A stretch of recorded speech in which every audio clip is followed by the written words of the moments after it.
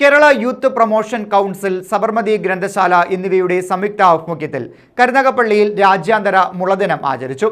ദിനാചരണത്തിന്റെ ഭാഗമായി സംഘടിപ്പിച്ച ഹരിത സ്വർണം പരിപാടിയുടെ ഉദ്ഘാടനം CR മകേഷ് MLA നിർവഹിച്ചു.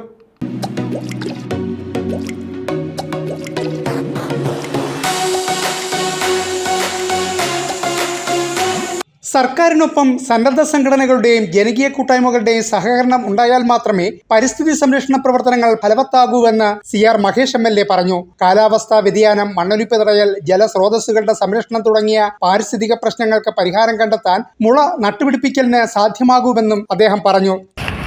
പരിസ്ഥിതി പ്രവർത്തനത്തിൽ മാതൃക കാണിച്ചു കൊണ്ടുപോകുന്ന ഒരു സംഘടനയാണ്.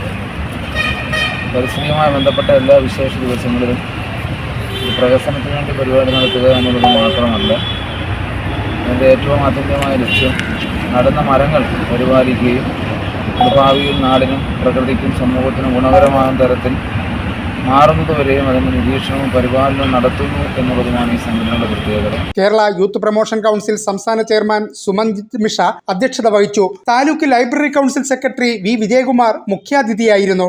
നഗരസഭാ കൗൺസിലർ ശാലിനി രാജീവൻ മുഖ്യ പ്രഭാഷണം നടത്തി. പള്ളിക്കലാർ സംരക്ഷണ സമിതി secretary G. Manjukuttan, Kerala youth promotion council ഭാരവാഹികളായ മുഹമ്മദ് സലീം ഖാൻ, സുനിൽ പൂമുറ്റം, സബർമതി ഗ്രന്ഥശാല സെക്രട്ടറി VR ഹരികൃഷ്ണൻ, ഭാരവാഹികളായ ഗോപൻ ചക്കാലയിൽ, സുൽത്താൻ അനുജിത്ത്, ശ്രീനാരായണ ട്രോഫി ജലോത്സവ കമ്മിറ്റി പ്രതിനിധി S. പ്രവീൺകുമാർ, DTPC പ്രതിനിധി ശ്രീജ എന്നിവർ നേതൃത്വം നൽകി.